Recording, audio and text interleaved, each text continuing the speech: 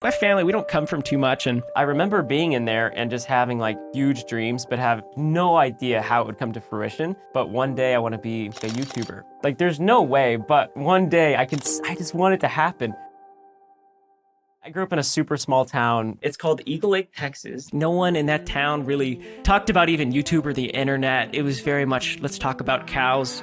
And I have a super small family. Basically just my dad, like my mom's not in my life. And so my dad needed help raising my brother and I. So we moved to Eagle Lake. I'm like neighbors with my grandma. And she was an amazing mother figure for me growing up. She was very encouraging for me to go, like pursue a college degree, pursue good grades and pursue your passions and like work hard on things that you love to do. Because ultimately like my family, we don't come from too much. And I remember being in there and just having like huge dreams, but have like no idea how it would come to fruition. But one day I want to be, like a YouTuber. Like there's no way, but one day I just want it to happen. But when I was like 13, my grandma ended up passing away, which is like super sad. Like that was absolutely destructive for me. She was definitely my mother figure. I kind of like put a chip on my shoulder at that point where I feel like, okay, I'm pretty much on my own. However, Ryan wasn't one to give up, and he had his own plans to achieve his dreams. So I started running because I wasn't good at football, and I was like, you know what, I'm doing this. I want to try to pursue excellence in this. That would mean winning state, and so I basically made that my goal. His plans were clear, but life had other ideas. I spent like 4 years running every day, like literally didn't miss a day for 4 years of running, rain, bad weather, whatever. Winning state was his way out, but things didn't go as planned.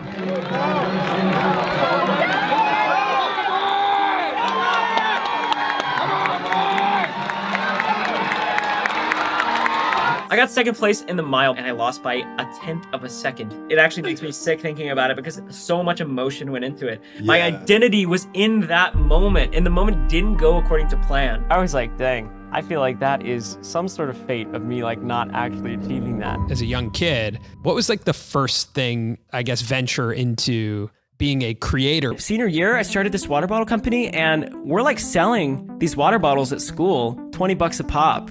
And ultimately we did have like 800 bottles out of the 1,000 remaining. My school is very small. But the craziest thing, the coolest thing of all is that's why I started my YouTube channel. And so I started posting running videos and like, oh, get your Neptune bottles. Speaking of water, everyone go check out Neptune.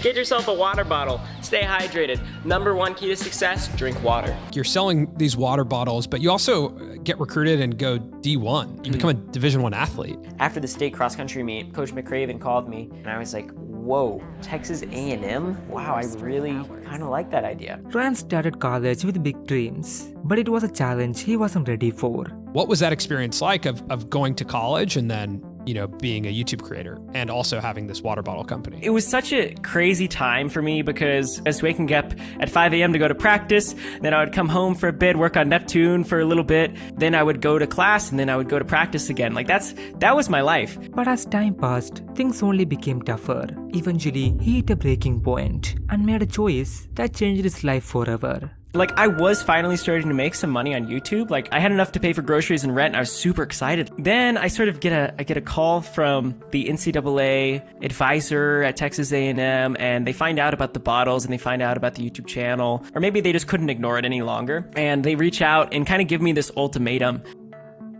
I can either be a runner that does not own a company.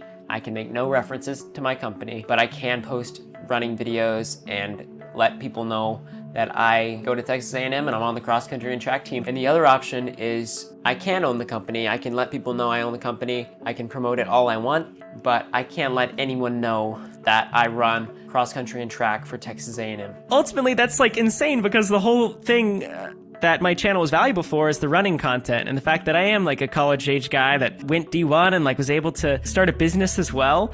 And so they essentially asked me to bring my personality and identity online down to a college kid that doesn't do anything, like literally just like a normal college kid. And so I realized like it really was between, am I going to continue running or am I going to do YouTube?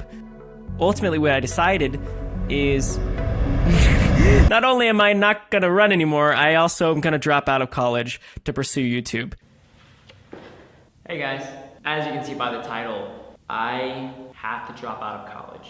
Everyone thought I was crazy, and I think I'm crazy for doing that. But my dad was supportive. He's like, I've seen you do it with running. I've seen you doing it with band, whatever. I've seen you do it with school. I believe in you. And having that from like the one person in my life that I feel like was my family, it was like the biggest breakthrough for me. How many subscribers did you have at that point? When I dropped out of college, I had 20,000 subscribers. This sounds so cocky, but I posted a video. To the people saying I'm making a mistake, fair enough, but you can't judge me until the summer of 2021, when my peers are graduating college. Ryan dropped out of college to become a YouTuber, but with new creators and flashy videos taking over, he was about to learn it wouldn't be easy. After I dropped out, I was like, okay, I can't keep making running videos. It's kind of like a weird thing to do. Like, Ryan, you're washed up. Stop doing this. And as much as I love the running community, it is just inherently capped. Like the biggest running YouTuber at the time, he was getting like 10,000 views a video and he had like 100,000 subscribers, which is awesome. But I figured if I really wanted to try to make YouTube my thing and sort of strive for that excellence, I really had to figure out a bigger niche. Then I started looking around at my favorite YouTubers, which are people like Cody Ko, Drew Gooden. So funny. And I was like, I'm gonna try that, even though it wasn't funny at all. And then 2 videos later, I tried this Lauren Gray video, which is completely broad and like not serving my community. And it just like blew up. And it got like 10 million views. Oh my God. What the heck? Lauren Gray, the real life Barbie. Look at this shit. I can't make this up. I'd gained like 300,000 subscribers, and then I went to VidCon, and there were people like the guys from Smosh were like, hey, I saw your video. I was like, what?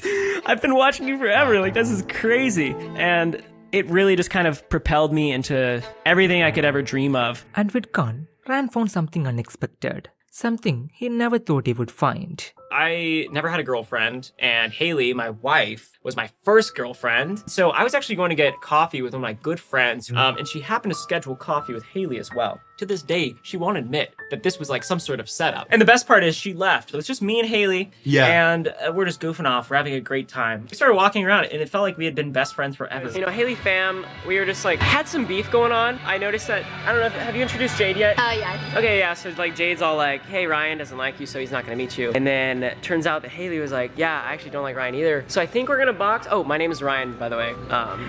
It was like so crazy, and all of a sudden we were like, collab? I mean, that's how all great love stories start. What's up? Hey. What are you doing here? We should probably collab, right? Yeah, you're right. What we realized over time is that we were using that as an excuse to spend more time together. Right. You know, just have a great time. And we realized, you know what? We really like each other. We should date. It sounds insane, but she has like a journal entry from the week after we started dating saying she was going to marry me. And I felt the same way. And so it was very beautiful. And we speed ran it for sure. How did meeting Haley change the way that you view the world? Haley is Christian, and when we started dating, I was not. I was atheist, cynical atheist even. And I would ask her very hard questions, and I wanted to really challenge her because like I loved her so much. I didn't want her to like have this like false view of reality. Conversation after conversation, she was like very gracious with me. And what I realized though is my heart yearned for an answer. Like I realized it all came from a place of like non-closure with my grandma of like, I just really want to know. This basically culminated to this day, July 4th, 2020. This was my finish line. All my identity is in this, and I feel nothing. And it was like a crazy juxtaposition of like, I should be celebrating right now. I love this girl that I'm with. I have everything I've ever wanted. Why do I feel empty? And I realized like, I need to go on like a spiritual pursuit. And ultimately I did land on Jesus. Now it is my source of joy. Like it is my source of love. It is my source of everything. Because I have that, I can go out into the world and do onto others like what I feel like I already have. This clarity showed Ryan that he was on the wrong path and needed to change. It's crazy because I remember sitting in my office and I was about to film another one and I was like, I can't do this. I don't want to just sit in my office and critique people as my life. That's not something I want to do.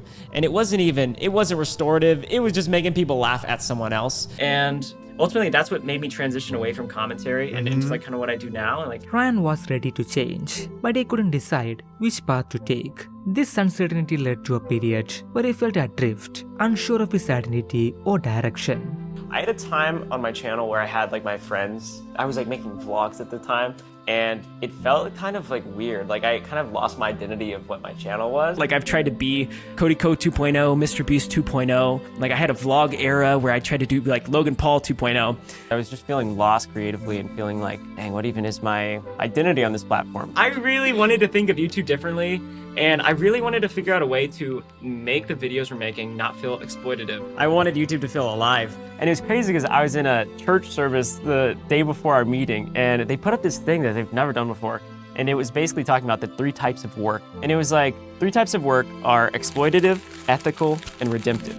Exploitative, the row was like every YouTuber, every like CEO, businessman you can imagine. It's like why you do it for rewards. How you do it, you exploit people. And what you do is essentially just like, it's all for profit. Redemptive work, the difference is what we build is we create for restoration. The whole goal of the video is different. It's not for rewards, profit, it's for restoration in the consumer. And so the idea is it totally shifted from how do I strive? How do I like get control? And it's such a loving, like, it's almost like a maternal approach to work. It's like less outcome dependent too, because you're not worried about the audience validating it. Like when you give a gift, it's just a gift. You're not worried about like, is this going to give me enough energy back to be able to create the next video? With his identity issue solved, Trahan now needed something to revive his channel, something to give him a fresh start. I have this idea. I can't stop thinking about it. I keep telling myself it's crazy. I shouldn't do it.